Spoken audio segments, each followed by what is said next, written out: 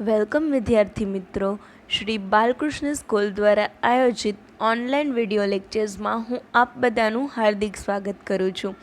વાણિજ્ય વ્યવસ્થા અને સંચાલન વિષયમાં ગયા લેક્ચર્સમાં આપણે પ્રકરણ 1 તેની શરૂઆત કરી હતી અને તેના વિશે આપણે ઘણી બધી જાણકારી મેળવી ચૂક્યા છીએ.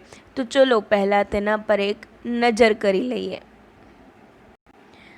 ગયા બંને લેક્ચરમાં આપણે આર્થિક પ્રવૃત્તિ કોને કહેવાય, બિનાર્થિક પ્રવૃત્તિ કોને કહેવાય, આર્થિક પ્રવૃત્તિ અને બિનાર્થિક પ્રવૃત્તિ વચ્ચેના તફાવતને જોઈ ચૂક્યા.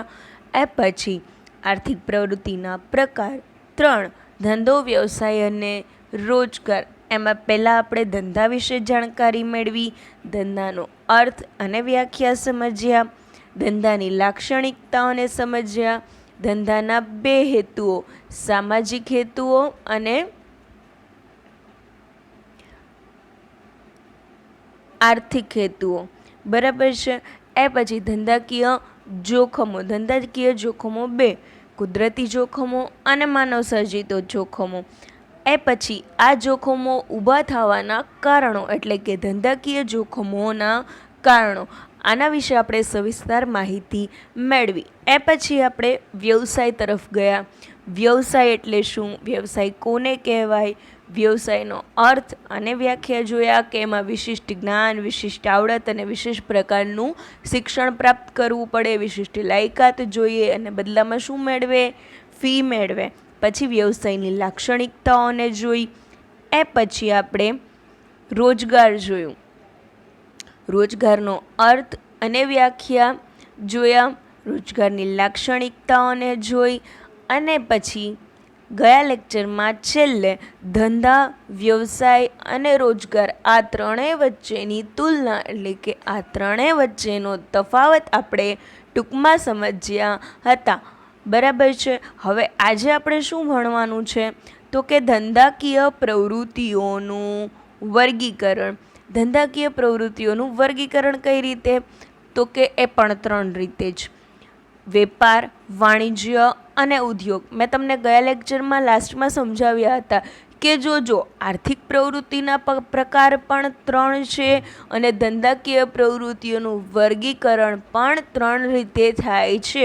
પણ આર્થિક પ્રવૃત્તિના પ્રકાર તો ધંધો, વ્યવસાય અને રોજગાર, અને ધંધાકીય પ્રવૃત્તિઓનું વર્ગીકરણ કહે તો વેપાર, વાણિજ્ય અને ઉદ્યોગ. તો ચલો આજે આ લેક્ચરમાં આપણે આ ત્રણેય વિશે જાણકારી મેળવીશું. ધંધાકીય પ્રવૃત્તિઓનું વર્ગીકરણ. ધંધાકીય પ્રવૃત્તિઓનું વર્ગીકરણ 3 રીતે કરવામાં આવે છે: 1. વેપાર, 2. વાણિજ્ય અને 3. ઉદ્યોગ. હવે એમાં આપણે પહેલું જોઈએ, વેપાર એટલે કે ટ્રેડ. તેનો અર્થ નફાના હેતુથી 2 વ્યક્તિઓ વચ્ચે વસ્તુ કે સેવાના બદલામાં વસ્તુ કે સેવાનો અથવા નાણાંના બદલામાં વસ્તુ કે સેવાનો વિનિમય એટલે વેપાર. ટ્વિસ્ટવાળી વ્યાખ્યા લાગી કે કાંઈ ન સમજાણું, પણ આપણે એના ટુકડા કરીને જોઈએ. બરાબર છે.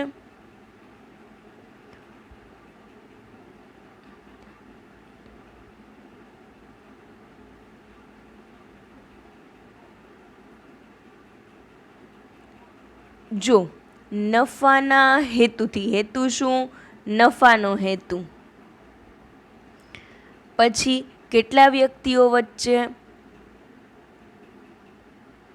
2 વ્યક્તિઓ વચ્ચે વસ્તુ કે સેવાના બદલામાં વસ્તુ કે સેવા આપવામાં આવે અથવા નાણાંના બદલામાં વસ્તુ કે સેવાનો વિનિમય એટલે વેપાર. હવે આપણે જોઈ ગયા છે કે તમે કોઈ પણ જગ્યાએ કપડાની ખરીદી કરવા જાઓ. બરાબર છે.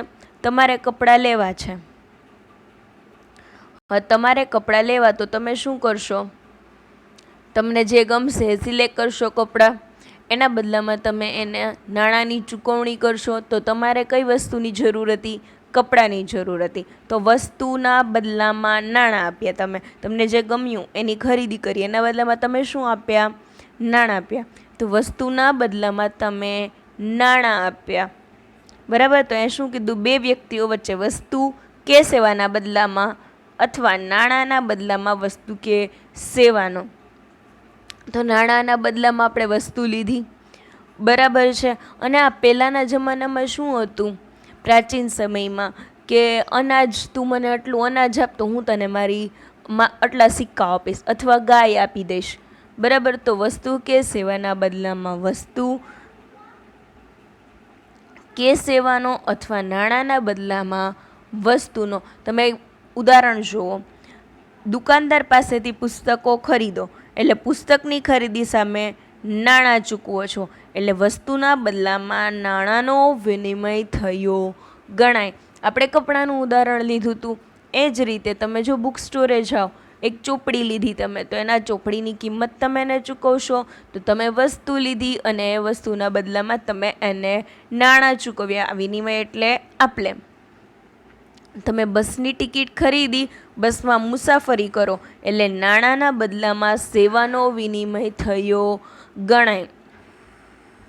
તમે બહારે જવું છે તમારે, તમે બસમાં કે ટ્રેનમાં મુસાફરી કરી, એના બદલામાં તમે નાણાં ચૂકવ્યા. બસમાં ટિકિટ તો લેવી પડે તો તમે નાણાં ચૂકવ્યા તો તમે શું કર્યું? એ બસની સેવા લીધી કહેવાય. બરાબર. તો એના બદલામાં તમે નાણાં ચૂકવ્યા તો આ સેવા અને નાણાંનો વિનિમય થયો. હવે એની લાક્ષણિકતા શું છે? તો કે વેપાર એ આર્થિક પ્રવૃત્તિ છે. વેપાર કેવી પ્રવૃત્તિ છે? તો કે આર્થિક પ્રવૃત્તિ છે. વેપારમાં કેટલા પક્ષકાર? બે પક્ષકાર હોય છે. વેપાર માટે વિનિમય અનિવાર્ય છે.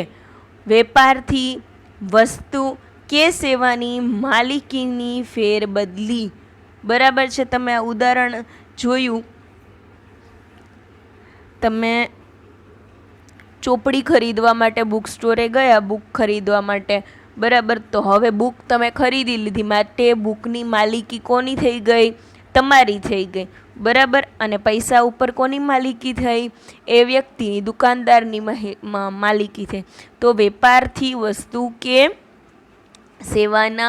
સેવામાં માલની માલિકીની ફેરબદલી થાય. વસ્તુના અવેજમાં નાણાં કે વસ્તુની ચૂકવણી થાય. અવેજ એટલે કે બદલામાં નાણાં કે વસ્તુની ચૂકવણી કરવામાં આવે છે. વસ્તુના બદલામાં તમે નાણાં અથવા વસ્તુ આપવી પડે તમારે. વેપાર એ સતત ચાલતી પ્રવૃત્તિ છે. વસ્તુ કે સેવાનું મૂલ્ય નાણાંમાં નક્કી થાય છે. વેપાર એ કાયદેસર થતી પ્રવૃત્તિ છે. જો સાવ સહેલા પોઈન્ટ છે બધા. એક તો આપણને ખબર જ છે વેપારમાં આપણે નાણાકીય વળતર મળે માટે આર્થિક પ્રવૃત્તિ છે. પછી કાયદેસર. કેટલી પ્રવૃત્તિ? બે પ્રકાર. તો પ્રવૃત્તિ એક આર્થિક પ્રવૃત્તિ, એક કાયદેસર થતી પ્રવૃત્તિ. આ તમને સિમ્પલી આ બધા પોઈન્ટ્સને યાદ રાખવા માટે કહું છું. પ્રવૃત્તિ બે પ્રકારે. કઈ? એક તો વેપાર આર્થિક પ્રવૃત્તિ અને બીજું વેપાર કાયદેસરની પ્રવૃત્તિ. બરાબર. પછી જોઈએ તો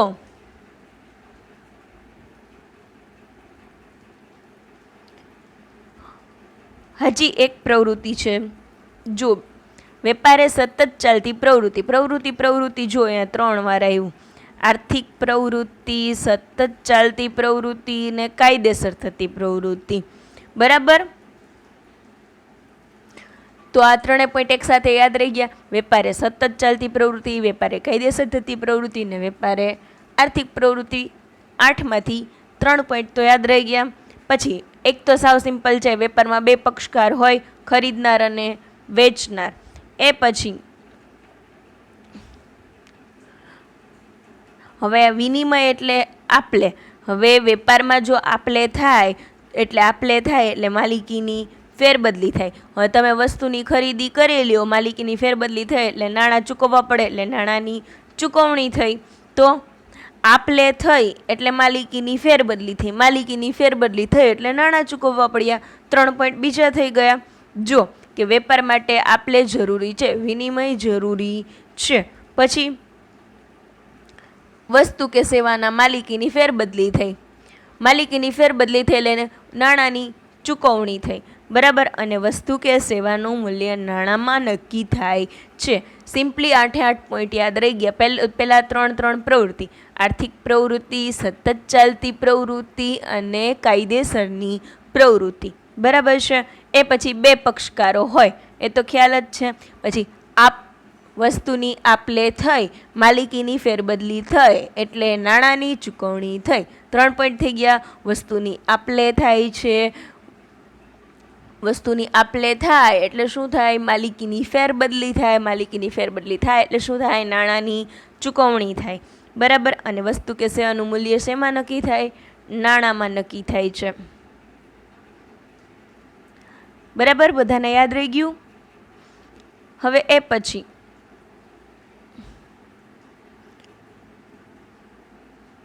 પ્રકારો, વેપારના પ્રકારો. તો કે વેપારના 2 પ્રકારો છે, આંતરિક વેપાર અને આંતરરાષ્ટ્રીય વેપાર. આંતરિક વેપાર તો કે દેશની સરહદમાં જ જુદા જુદા વિસ્તારમાં થતો વેપાર એટલે આંતરિક વેપાર. હવે જે વેપાર સાવ સહેલું દેશની સરહદમાં રહીને જ કરવામાં આવે એ વેપારને આંતરિક વેપાર કહેવામાં આવે.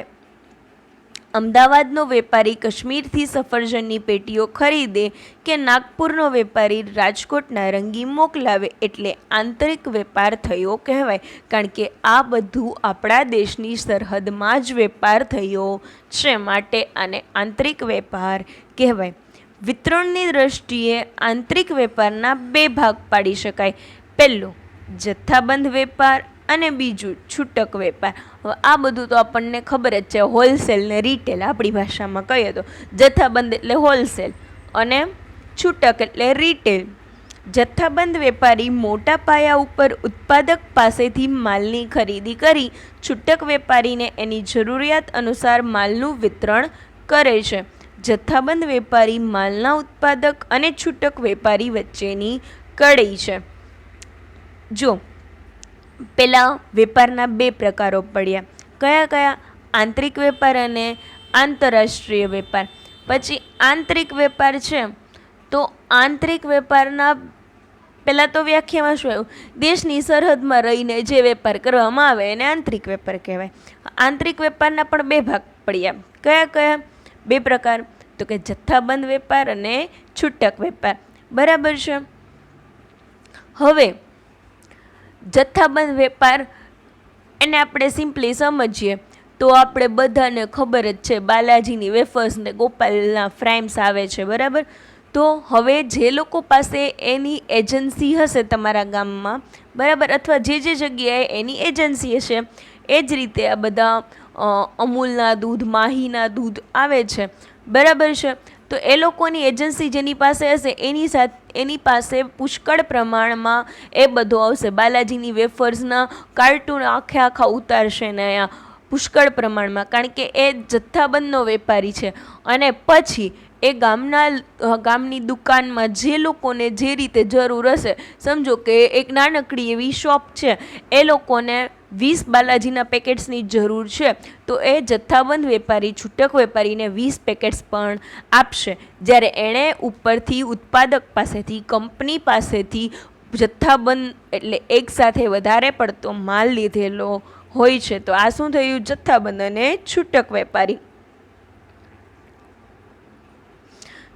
છૂટક વેપારમાં જથ્થાબંધ વેપારી પાસેથી છૂટક વેપારી માલ ખરીદે અને ગ્રાહકને એની જરૂરિયાત પ્રમાણે, જેમ મેં તમને કીધું કે એને 20 પેકેટ્સની જરૂર હશે તો એ 20 જ લેશે, બરાબર છે. તો એ છૂટક વેપારી થયો.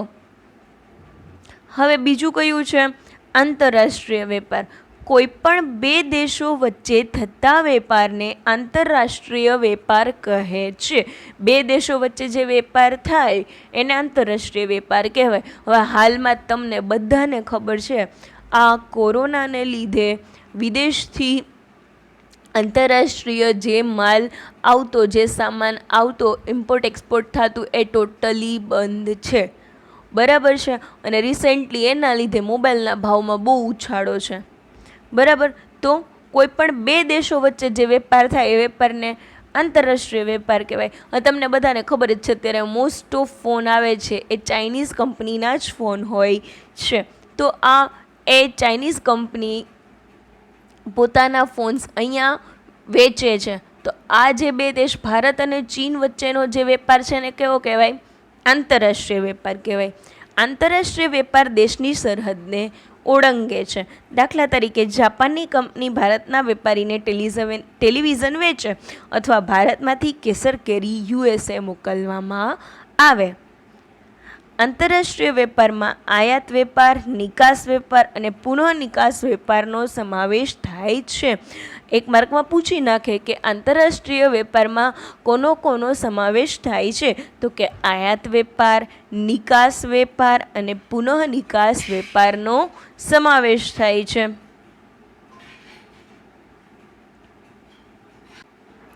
હવે એના પછી આપણે જોઈએ તો વાણિજ્ય, કોમર્સ. એનો અર્થ જોઈએ તો વાણિજ્ય એટલે વેપાર અને વેપારને સહાયક સેવાઓ. ટૂંકમાં છે શું છે વાણિજ્ય? તો કે વેપાર અને વેપારને સહાયક એટલે મદદ કરનાર. વાણિજ્ય એટલે વેપાર અને વેપારને મદદ કરનાર સહાયક સેવાઓ. આ સેવાઓમાં બેન્કિંગ, વીમો, વાહન વ્યવહાર, સંદેશા વ્યવહાર, વખાર અને આડતિયાની સેવાનો સમાવેશ થાય છે. હવે વાણિજ્યની સેવામાં કોનો સમાવેશ થાય? તો કે બેન્કિંગ સેવાઓ, વીમાની સેવાઓ, વાહન વ્યવહારની સેવાઓ, સંદેશા વ્યવહારની સેવાઓ, વખાર અને આડતિયા એટલે દલાલની સેવાનો સમાવેશ થાય. વેપારની આ સહાયક સેવાઓને કારણે વેપારની દ્રષ્ટિએ વિશ્વ એક બજાર બન્યું છે. હવે આપણે ઉપર વેપારમાં જોયું હતું, બરાબર છે, કે જથ્થાબંધ વેપારી ને છૂટક વેપારી. અને જથ્થાબંધ વેપારી છે એ ઉત્પાદક પાસેથી મોટા પ્રમાણમાં જથ્થો ખરીદશે, બરાબર છે. તો હવે ઉત્પાદક સમજો કે ઉત્પાદક અમદાવાદમાં છે અને જથ્થાબંધ વેપારી એવું તો નથી કે અમદાવાદના લોકોને જરૂર રહેશે, તો ગામે ગામે પહોંચે છે. તો શેના દ્વારા પહોંચે? વાહન વ્યવહાર દ્વારા, બરાબર છે. તો વાહન વ્યવહારની સેવાનો સમાવેશ શેમાં થાય? વાણિજ્યની સેવામાં થાય. પછી હવે અહીંયા જે વેપારી છે, માણાવદરમાં જે વેપારી બેઠો છે, એને પેમેન્ટ કરવું હશે તો શું એ જશે અમદાવાદ ધક્કો ખાશે? નહીં. ડિજિટલાઇઝેશન થઈ ગયું છે, એના બેંક એકાઉન્ટમાં પૈસા ટ્રાન્સફર કરી દેશે. તો એ બેન્કિંગની સેવા થઈ, બરાબર છે. અમુક એવી વસ્તુઓ હોય, નાશવંત ચીજ વસ્તુઓ, એના વીમો પણ લેવામાં આવે છે. તો આનો સમાવેશ પણ શેમાં થયો? વાણિજ્યમાં થયો. તો હવે જોઈએ નહીં લાક્ષણિકતા. વાણિજ્ય શબ્દમાં વેપારનો સમાવેશ થાય છે.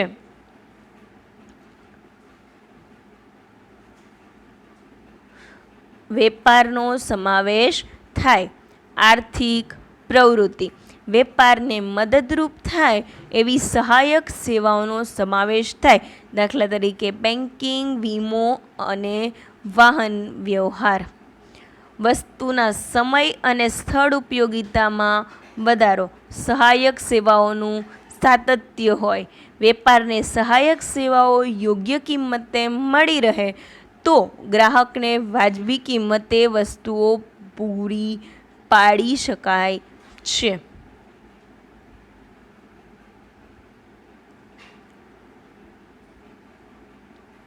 હવે જો પહેલાં તો શું છે, વાણિજ્ય શબ્દમાં કોનો સમાવેશ થયો? પહેલાં જ ઉપર આવ્યું વેપાર અને વેપારને સહાયક સેવાઓ. તો વેપારનો સમાવેશ થઈ ગયો. તો પહેલો પોઈન્ટ શું થયો? વેપારનો સમાવેશ. પછી બીજું શું આવ્યું? વાણિજ્ય આર્થિક પ્રવૃત્તિ છે. જેમ વેપાર આર્થિક પ્રવૃત્તિ છે એમ વાણિજ્ય પણ આર્થિક પ્રવૃત્તિ છે. વેપારને મદદરૂપ થાય એવી સહાયક સેવાનો સમાવેશ થાય. ઉપર જ આવ્યું બેન્કિંગ, વાહન વ્યવહાર, વીમો વગેરે, બરાબર. મદદરૂપ થાય એવી સેવાઓ. વસ્તુના સમય અને સ્થળ ઉપયોગિતામાં વધારો કરે છે. આ કઈ રીતે થયું? જેમ મેં તમને એમ કીધું કે અમદાવાદનો વેપારી છે, એની પાસેથી એ ઉત્પાદક છે, એની પાસેથી અહીંયાનો વેપારી માલની ખરીદી કરશે. તો જે સમયે એને માલની જરૂર હશે એ સમયે એને નિશ્ચિત સમયે પૂરો પાડશે. તો સમય અને સ્થળ, જે સ્થળે એને જરૂર છે એ સ્થળે એને પૂરો પાડશે. તો સમય અને સ્થળ ઉપયોગિતામાં વધારો થયો. સહાયક સેવાઓનું સાતત્ય. સહાયક સેવા ઉપર કઈ કઈ આવી? બેન્કિંગ, વીમો અને વાહન વ્યવહાર. આ બધા જેવી સહાયક સેવાનું સાતત્ય મતલબ એ સેવાઓ પણ જળવાઈ રહે છે. કોના લીધે? વાણિજ્યને લીધે. વેપારને સહાયક સેવાઓ યોગ્ય કિંમતે મળી રહે તો ગ્રાહકોને વાજબી કિંમતે વસ્તુઓ પૂરી પાડી શકાય. હવે આ તમને સિમ્પલી સમજો. મેં તમને અમદાવાદથી વસ્તુ મગાવવાનું ઉદાહરણ આપ્યું. અમદાવાદથી વસ્તુ મગાવો તો છો તમે, બરાબર, પણ જો ટ્રાન્સપોર્ટેશનનો, વાહન વ્યવહારનો, અહીંયા સુધી પહોંચાડવાનો ખર્ચ જો ખૂબ જ વધારે થઈ જાય તો ભાવ પણ કેટલો થાય? ખૂબ વધારે થાય. જો ભાવ વધારે થાય તો વાજબી કિંમતે વસ્તુ પૂરી પાડી શકાય નહીં. તો જો સહાયક સેવાઓ યોગ્ય કિંમતે મળે, બરાબર, તો જ વ્યાજબી કિંમતે પૂરી પાડી શકાય. હવે તમે વિચારો કે આ બધી કંપનીઝ છે, ફૂડ કંપનીઝ છે, બાલાજી છે, આ ગોપાલ છે, પછી બિસ્કિટ્સની અલગ અલગ છે, તો એનું મેન્યુફેક્ચર, ઉત્પાદન અલગ દૂર થતું હશે અને એ દેશના ખૂણે ખૂણે એમણે પોતાનો વેપાર રાખ્યો છે. તો શું એવું જરૂરી છે કે બધાનું અંતર એક સરખું થતું હોય? કોઈકનું પહોંચાડવાનું અંતર ખૂબ દૂર હોય, કોઈકનું વધારે હોય. પણ હવે તો એમ લોકોએ પોતાની ફેક્ટરીઝ પણ અલગ અલગ જગ્યાએ નાખી હોય, પણ તો જ એ છતાં પણ બધી જગ્યાએ પહોંચાડવાનો ખર્ચ અલગ અલગ થતો હોય. તો જો એ વ્યાજબી કિંમતે ખર્ચ પોસાય તો જ વ્યાજબી કિંમતે વસ્તુને પૂરી પાડી શકાય. હવે આગળ જોઈએ વેપાર અને વાણિજ્ય વચ્ચેનો તફાવત. અર્થ તો કે વેપારમાં નાણાંના બદલામાં વસ્તુ કે સેવાનો વિનિમય થાય. નાણાં આપો એટલે કાં તમને વસ્તુ મળે અથવા તો તમને સેવા મળે. વાણિજ્યમાં વેપાર ઉપરાંત વેપારની સહાયક સેવાઓનો સમાવેશ થાય. વેપારની સહાયક સેવાઓ કઈ કઈ આવી? જેમ કે બેન્કિંગ, વીમો અને વાહન વ્યવહાર. વેપારનું કાર્યક્ષેત્ર મર્યાદિત છે. વેપારનું કાર્યક્ષેત્ર મર્યાદિત શા માટે? આંતરરાષ્ટ્રીય વેપાર અને આંતરિક વેપાર, બરાબર. અને વાણિજ્ય તો કે વાણિજ્યનું કાર્યક્ષેત્ર વિશાળ છે. વાણિજ્યમાં વેપારનો પણ સમાવેશ થઈ જાય છે. પક્ષકારો. વેપારમાં બંને પક્ષકારો લગભગ એકબીજાથી પરિચિત હોય અને નજીકના સ્થળે હોય, બરાબર છે. તમારી પાસે તમે ટેક્સ્ટ બુક લેવા માટે બુક સ્ટોરે ગયા તો લગભગ ઓળખતા હોય, બરાબર, અથવા તો નજીકના સ્થળે રહેતા હોય. જ્યારે વાણિજ્યમાં બંને પક્ષકારો દૂરના સ્થળે અને અપરિચિત પણ હોઈ શકે છતાં સહાયક સેવાઓ મેળવી શકે છે. જેમ કે મેં તમને ઉદાહરણ આપ્યું એ જ રીતે કે અમદાવાદના મેન્યુફેક્ચરર, ઉત્પાદક પાસેથી તમે કોઈ પણ વસ્તુની ખરીદી કરો અહીંયા બેઠા બેઠા ઓનલાઈન, બરાબર, તમે ઓર્ડર એને પ્લેસ કર્યો, એણે તમને તમારા ઓર્ડર પ્રમાણે વસ્તુઓ મોકલી આપીને તમે પેમેન્ટ કર્યું. તમે એકબીજાને ઓળખતા નથી, અપરિચિત છો, છતાં પણ સહાયક સેવાનો ઉપયોગ કરી અને વસ્તુ તમને પ્રાપ્ત થઈ જાય છે, મળી જાય છે. તો આ થયો એનો તફાવત. કયા કયા મુદ્દા આવ્યા? અર્થ, કાર્યક્ષેત્ર અને પક્ષકારો. હવે ઉદ્યોગ, ઇન્ડસ્ટ્રી. અર્થ તો કે માનવ જરૂરિયાતો સંતોષવા માટે કાચા માલ ઉપર વિવિધ પ્રક્રિયાઓ દ્વારા ઉત્પાદન કરી તુષ્ટિગુણ ઉમેરવાની પ્રક્રિયા એટલે ઉદ્યોગ. હવે તુષ્ટિગુણ આવી ગયો છે શબ્દ. શું અર્થ થાય તુષ્ટિગુણનો? વસ્તુ કે સેવાનો ઉપયોગ કરનારને તે વસ્તુ કે સેવામાંથી પ્રાપ્ત થતો સંતોષ એટલે એ વસ્તુમાંથી પ્રાપ્ત થતો તુષ્ટિગુણ. તો કે માનવની જરૂરિયાતોને સંતોષવા માટે, માનવ જરૂરિયાતોને સંતોષવા માટે કાચા માલ ઉપર પ્રક્રિયા કરે, કાચા માલના પ્રક્રિયા કરી એનું ઉત્પાદન કરે, ઉત્પાદન કરી અને એમાં તુષ્ટિગુણ ઉમેર્યું કે એનો ઉપયોગ કરનારને એ વસ્તુ વાપરીને એમાંથી સંતોષ મળે, એને કહેવાય તુષ્ટિગુણ ઉમેર્યો. એટલે આ પ્રક્રિયા એટલે ઉદ્યોગ. ઉદાહરણ તરીકે લાકડામાંથી ફર્નિચરનું ઉત્પાદન, કાચા રૂમાંથી કાપડનું ઉત્પાદન. હવે લાકડું હોય એમાંથી અલગ અલગ પ્રકારના ફર્નિચર બનાવવામાં આવ્યા અને એ ફર્નિચર કાચા માલ પર પ્રક્રિયા કરીને બનાવવામાં આવ્યું અને એ ફર્નિચરનો ઉપયોગ કરી અને વાપરનારને સંતોષ થાય એટલે એનો તુષ્ટિગુણ સંતોષાણો, તુષ્ટિગુણ ઉમેરાણો. તો આ પ્રક્રિયા એટલે ઉદ્યોગ. ઉદ્યોગના લક્ષણોમાં ઉત્પાદન, આર્થિક પ્રવૃત્તિ, કાચા માલના સ્વરૂપમાં ફેરફાર, વિવિધ વસ્તુઓનું ઉત્પાદન, તુષ્ટિગુણનો ઉમેરો, આ ઉપરાંત માનવ શ્રમ, કુદરતી સંપત્તિ અને યાંત્રિક સાધનોનો ઉપયોગ વગેરેનો સમાવેશ થાય છે. ઉદ્યોગોના લક્ષણમાં કોનો સમાવેશ થાય? તો કે ઉત્પાદન. બરાબર. કઈ રીતે ઉત્પાદન થાય છે? આર્થિક પ્રવૃત્તિ, કાચા માલના સ્વરૂપમાં કઈ રીતે ફેરફાર કરવામાં આવ્યો, કાચા માલના સ્વરૂપમાં ફેરફાર કરવામાં આવ્યો. એ પછી વિવિધ વસ્તુઓનું ઉત્પાદન. એક જ પ્રકારની વસ્તુનું તો ઉત્પાદન નહીં થાય, વિવિધ પ્રકારની વસ્તુઓનું ઉત્પાદન થશે. એ તુષ્ટિગુણનો ઉમેરો કર્યો. આ સિવાય માનવ શ્રમ એ પ્રક્રિયા એ કાચા માલમાંથી વાપરવા લાયક વસ્તુ બનાવવામાં, એના પર પ્રક્રિયા કરવામાં માનવ શ્રમ લાગશે. કુદરતી સંપત્તિઓનો ઉપયોગ થશે અને યાંત્રિક સાધનોનો ઉપયોગ પણ થશે. હવે આ પ્રકારે ઉદ્યોગોનું વર્ગીકરણ 3 રીતે કરવામાં આવ્યું છે. કઈ 3 રીતે? તો પ્રાથમિક ઉદ્યોગ, ગૌણ ઉદ્યોગ અને આનુષંગિક ઉદ્યોગ. પ્રાથમિક ઉદ્યોગ એટલે પ્રાઇમરી ઇન્ડસ્ટ્રી. આ ઉદ્યોગો મૂળભૂત ઉદ્યોગો છે. સમુદ્ર, જમીન, હવા સાથે સંકળાયેલા છે. હવે એક માર્કમાં પૂછાઈ જાય કે પ્રાથમિક ઉદ્યોગો કોની સાથે સંકળાયેલા છે? તો સમુદ્ર, જમીન અને હવા સાથે સંકળાયેલા છે અને પ્રાથમિક ઉદ્યોગો એ મૂળભૂત ઉદ્યોગો છે. કુદરત ઉપર નિર્ભર રહી ઉત્પાદન પ્રવૃત્તિ થાય છે. જમીન ઉપર ખેતી, પશુપાલન, મરઘા બતકા ઉછેર, દરિયા સાથે સંબંધિત મત્સ્ય ઉદ્યોગ. બરાબર છે. જમીન ઉપર ખેતી કરે, પશુપાલન કરે, મરઘા બતકા ઉછેર કરે, દરિયામાં અગરિયા મીઠું પકવે અને માછીમારીનો ઉદ્યોગ. આ કુદરત પર નિર્ભર રહીને કરવામાં આવેલી પ્રવૃત્તિ છે. તો આને કયા ઉદ્યોગો કહેવાય? મૂળભૂત ઉદ્યોગો, પ્રાથમિક ઉદ્યોગો કહેવાશે. એ પછી બીજું છે ગૌણ ઉદ્યોગ, સેકન્ડરી ઇન્ડસ્ટ્રી. વિવિધ પ્રકારના યંત્રો અને ટેકનોલોજીની મદદ લેવામાં આવે છે. અલગ અલગ પ્રકારના યંત્રો અને ટેકનોલોજીની મદદ લઈ અને આ ઉદ્યોગો કરવામાં આવે છે. કુદરતી સંપત્તિને વપરાશ યોગ્ય બનાવી ગ્રાહકને પહોંચતી થાય એ દરમિયાન કરવામાં આવતી પ્રક્રિયા એટલે ગૌણ ઉદ્યોગ.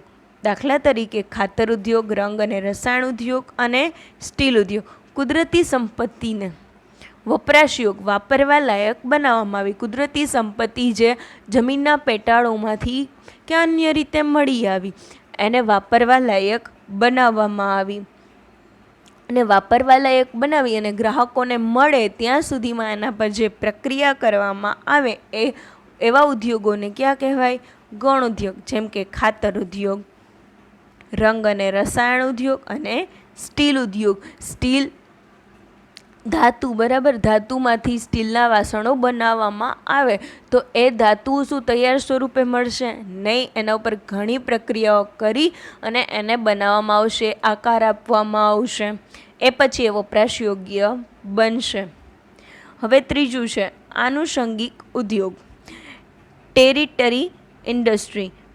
આ પ્રકારના ઉદ્યોગ વિશાળ ક્ષેત્ર ધરાવે છે. પ્રાથમિક અને ગૌણ ઉદ્યોગોને સહાય અને સેવા પૂરી પાડવા ઉપરાંત ગ્રાહકોની વધુ નજીક હોય છે.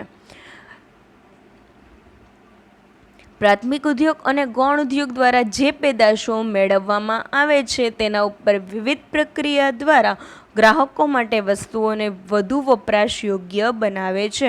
હવે આનુષંગિક ઉદ્યોગ એટલે કે જે ઉદ્યોગો તમારી નજીકમાં પણ ઉપલબ્ધ હોઈ શકે છે. પ્રાથમિક અને ગૌણ ઉદ્યોગોને સહાય પણ પૂરી પાડી શકે છે. દાખલા તરીકે ડેરી ઉદ્યોગ, ઠંડા પીણાનો ઉદ્યોગ, બેકરી ઉદ્યોગ. આ સિવાય આનુષંગિક ઉદ્યોગમાં વાહન વ્યવહાર, બેંક, વીમો, વખાર, આડતિયા, માહિતી સંચાર વગેરેની સેવાઓનો પણ સમાવેશ થઈ શકે છે. ડેરી ઉદ્યોગ, આપણી આજુબાજુમાં દૂધની ડેરીઓ તો હોય જ છે, તો ડેરી ઉદ્યોગ, ઠંડા પીણાનો ઉદ્યોગ એટલે કે ઠંડી વસ્તુઓ મળી રહે, બેકરી ઉદ્યોગ. આનુષંગિક ઉદ્યોગમાં આ સિવાય કોનો સમાવેશ થઈ શકે? તો કે વાહન વ્યવહાર, બેંક, વીમો, વખાર, આડતિયા એટલે દલાલી, માહિતી સંચાર વગેરેનો સમાવેશ પણ થાય છે. ખેતી દ્વારા ધાન્ય, દાખલા તરીકે ઘઉંનું ઉત્પાદન કરવામાં આવે તે પ્રાથમિક ઉદ્યોગ. ઘઉંમાંથી આટો, લોટ અથવા તો મેંદો તૈયાર કરવાનો ઉદ્યોગ એ ગૌણ ઉદ્યોગ. મેંદામાંથી બ્રેડ, પાઉં, બિસ્કિટનું ઉત્પાદન એટલે આનુષંગિક ઉદ્યોગ. આ ઉદાહરણથી તમને 3 ઉદ્યોગ સહેલાઈથી સમજાઈ જશે. પ્રાથમિક ઉદ્યોગ એટલે કયા થયા? તો કે ઘઉંનું ઉત્પાદન કર્યું ખેતરમાં, બરાબર, એ તો કુદરત ઉપર નિર્ભર રહીને કર્યું, તો એ કયો થયો? પ્રાથમિક ઉદ્યોગ. હવે એ ઘઉંમાંથી ગૌણ ઉદ્યોગમાં વપરાશ યોગ્ય બનાવવામાં આવ્યો, એમાંથી લોટ તૈયાર કરવામાં આવ્યો, મેંદો બનાવવામાં આવ્યો, બરાબર, એ કયા પ્રકારનો ઉદ્યોગ? ગૌણ ઉદ્યોગ. અને એ મેંદામાંથી આપણી નજીકની આજુબાજુની બેકરીઓમાંથી મેંદાના લોટમાંથી બ્રેડ, પાઉં, બિસ્કિટ, કેક બધું બનાવવામાં આવ્યું, તો આ ઉદ્યોગ કયા થયા? આનુષંગિક ઉદ્યોગ થયા. તો અહીંયા ઉદ્યોગોના 3 વર્ગીકરણ પૂરા થાય છે અને આ સાથે આપણો પાઠ પણ અહીંયા પૂરો થાય છે. પણ આ પ્રકરણમાં આપણે શું શીખ્યા છીએ આનું ફ્લેશબેક જોઈ લઈએ. નીચે આપ્યું છે, ચલો જોઈએ. આ પ્રકરણમાં તમે શું શીખ્યા? તો આર્થિક પ્રવૃત્તિ કોને કહેવાય? તો કે આર્થિક લાભ કે નાણાકીય વળતર મેળવવાના હેતુથી કરવામાં આવતી પ્રવૃત્તિ એટલે આર્થિક પ્રવૃત્તિ. એ પછી બિનઆર્થિક પ્રવૃત્તિ કોને કહેવાય? તો કે નાણાકીય વળતર કે આર્થિક લાભ મેળવવાના હેતુ વગર જે પ્રવૃત્તિ કરવામાં આવે, જેમાં કોઈ જાતનો નાણાકીય લાભ મળતો ન હોય અને છતાં પણ માનવ સેવા, સમાજ સેવા, દેશ સેવાથી પ્રેરાઈને જે પ્રવૃત્તિ કરવામાં આવે એને બિનઆર્થિક પ્રવૃત્તિ કહેવાય. આર્થિક અને બિન આર્થિક પ્રવૃત્તિ વચ્ચેના તફાવતના મુદ્દા, તો કે બંનેનો હેતુ શું છે, અપેક્ષા શું છે, પ્રકાર કયા કયા છે, જોખમ અને અનિશ્ચિતતા છે કે નહીં. એ પછી આર્થિક પ્રવૃત્તિના 3 પ્રકાર: ધંધો, વ્યવસાય અને રોજગાર. ધંધો શું? વ્યાખ્યા: નફાના હેતુથી કરવામાં આવતી કોઈ પણ કાયદેસરની આર્થિક પ્રવૃત્તિ. હેતુ શું હોય? નફાનો. નફાના હેતુથી કરવામાં આવતી કાયદેસરની આર્થિક પ્રવૃત્તિ. લાક્ષણિકતાઓ: નફાનો હેતુ, વસ્તુ અને સેવાનો વિનિમય. વિનિમય એટલે આપલે. જોખમો અને અનિશ્ચિતતા: કુદરતી અને માનવસર્જિત જોખમોને સિવાય અનિશ્ચિત તુષ્ટિગુણનું સર્જન. 3 પ્રકારે: સમય, સ્થળ અને સ્વરૂપ તુષ્ટિગુણ. પછી પ્રવૃત્તિનું સાતત્ય. નાણાંની જરૂરિયાત સતત રહે, કારણ કે ધંધો એ સતત ચાલતી પ્રવૃત્તિ છે. એ પછી આર્થિક પ્રવૃત્તિ. હવે હેતુઓ 2 પ્રકારે: આર્થિક હેતુઓ અને સામાજિક હેતુઓ. હવે એમાં પોઈન્ટ્સ જોઈ લે. આર્થિક હેતુઓ તો કે પહેલો તો મૂળભૂત હેતુ નફાનો હેતુ, બીજું મહત્તમ સંપત્તિ સર્જનનો હેતુ, એ પછી અન્ય આર્થિક હેતુઓ. એ પછી બી સામાજિક હેતુઓ. સામાજિક જવાબદારીનો હેતુ, રોજગારીની તકો પૂરી પાડવાનો હેતુ, ગુણવત્તાવાળી વસ્તુ અને સેવાઓ પૂરી પાડવાનો હેતુ, વાજબી વેપારી રીત રસમો અનુસરવાનો અને અન્ય હેતુઓ. એ પછી ધંધાકીય જોખમો. નફાની અનિશ્ચિતતા અથવા નુકસાન થવાનું જોખમ. જોખમના 2 સ્વરૂપ: કુદરતી જોખમ અને માનવસર્જિત જોખમ. બરાબર. ધંધાકીય જોખમોના કારણો કયા કયા કારણોથી થાય? તો કે ટેકનોલોજીમાં ફેરફાર આવે, વૈકલ્પિક પેદાશો, એક વસ્તુના બદલે બીજી અવેજી વસ્તુ મળી રહે એનો ભય, ત્રીજું હરીફાઈ, કાનૂન, માંગની અનિશ્ચિતતા અને ભૌતિક જોખમ. એ પછી આપણે જોયું વ્યવસાય. વ્યક્તિ તેની વિશિષ્ટ આવડત, જ્ઞાન, તાલીમ અને વ્યાવસાયિક શિક્ષણ દ્વારા સેવા પૂરી પાડી ફી મેળવે છે એને વ્યવસાય કહે છે. પોતાનું વિશિષ્ટ જ્ઞાન, વિશિષ્ટ આવડત અને વ્યાવસાયિક શિક્ષણ દ્વારા સેવા આપે અને એના બદલામાં ફી મેળવે તો એને વ્યવસાય કહેવાય. જેમ કે ચાર્ટર્ડ એકાઉન્ટન્ટ અને ડૉક્ટર. લાક્ષણિકતાઓ: વ્યવસાયનું શિક્ષણ જોઈએ, તાલીમ પામેલ હોવો જોઈએ, સેવાના બદલામાં ફી મેળવે, પ્રાથમિક ઉદ્દેશ્ય સેવાનો છે, સ્વતંત્ર પ્રવૃત્તિ છે, કોઈના તાબામાં રહીને કરવી પડતી નથી, વ્યવસાયિક સંગઠનનું સભ્યપદ મેળવવું પડે અને એની આચારસંહિતાનું પાલન કરવું પડે. એ પછી રોજગાર: નિશ્ચિત વેતનના બદલામાં અન્ય સાથેના કરાર અનુસાર સોંપેલું કાર્ય કરવાની આર્થિક પ્રવૃત્તિ. શારીરિક કે બૌદ્ધિક શ્રમના બદલામાં નિશ્ચિત સમયે નિશ્ચિત વેતન મળે. આના ઉદાહરણ તરીકે મેં તમને શિક્ષકનું ઉદાહરણ આપી અને સમજાવ્યું હતું. બરાબર છે. નિશ્ચિત વેતન, નિશ્ચિત પગારના બદલામાં સંચાલકો સાથે શિક્ષકે જે કરાર કર્યા હોય એ અનુસાર વિદ્યાર્થીઓને ભણાવવાનું કાર્ય પૂરું કરવાનું હોય. બરાબર છે. હવે ધંધા, વ્યવસાય અને રોજગાર વચ્ચે તુલના. તો કે ત્રણેયના કાર્યનું સ્વરૂપ કેવું હોય, લાયકાત કઈ જોઈએ, બદલો કે વળતરમાં શું મળે, મૂડી રોકવી પડે કે નહીં, જોખમ રહેલું છે કે નહીં, આચારસંહિતાનું પાલન કરવું પડે કે નહીં, માલિકી હિતની ફેરબદલી થાય છે કે નહીં. હવે ધંધાકીય પ્રવૃત્તિઓનું વર્ગીકરણ 3 રીતે: વેપાર, વાણિજ્ય અને ઉદ્યોગ. વેપાર તો કે નાણાંના બદલામાં વસ્તુ કે સેવાનો વિનિમય એટલે વેપાર. નાણાંના બદલામાં વસ્તુનો વિનિમય થાય, વસ્તુનો અથવા તો સેવાનો વિનિમય થાય. વસ્તુના વિનિમયમાં આપણે બુકનું ઉદાહરણ જોયું હતું અને સેવામાં બસની મુસાફરી કરો, ટિકિટ લો એનું ઉદાહરણ જોયું હતું. લાક્ષણિકતા તો કે 3 પ્રકારની પ્રવૃત્તિ: આર્થિક પ્રવૃત્તિ, સતત પ્રવૃત્તિ અને કાયદેસર પ્રવૃત્તિ. 2 પક્ષકાર, ખરીદનાર અને વેચનાર. વિનિમય એટલે આપલે થાય એટલે માલિકીની ફેરબદલી થાય, માલિકીની ફેરબદલી થાય એટલે નાણાંની ચૂકવણી કરવી પડે. અને વસ્તુ અને સેવાનું મૂલ્ય શામાં આંકવામાં આવે? નાણાંમાં આંકવામાં આવે. વેપારના 2 પ્રકાર: આંતરિક વેપાર અને આંતરરાષ્ટ્રીય વેપાર. આંતરિક વેપાર દેશની સરહદમાં જ થાય અને આંતરરાષ્ટ્રીય વેપાર 2 દેશો વચ્ચે થાય. બરાબર છે. એ પછી વાણિજ્ય. વેપાર અને વેપારની સહાયક સેવાઓ એટલે વાણિજ્ય. વેપાર અને વેપારને મદદરૂપ થનાર સેવાઓ એટલે વાણિજ્ય. સહાયક સેવામાં કોનો સમાવેશ થાય? તો બેન્કિંગ, વીમો, વાહન વ્યવહાર, વખાર અને આડતિયાની સેવાનો સમાવેશ થાય. વાણિજ્યમાં વેપારનો પણ સમાવેશ થઈ જાય. વેપાર અને વાણિજ્ય વચ્ચેનો તફાવત તો અર્થ, કાર્યક્ષેત્ર અને પક્ષકારો.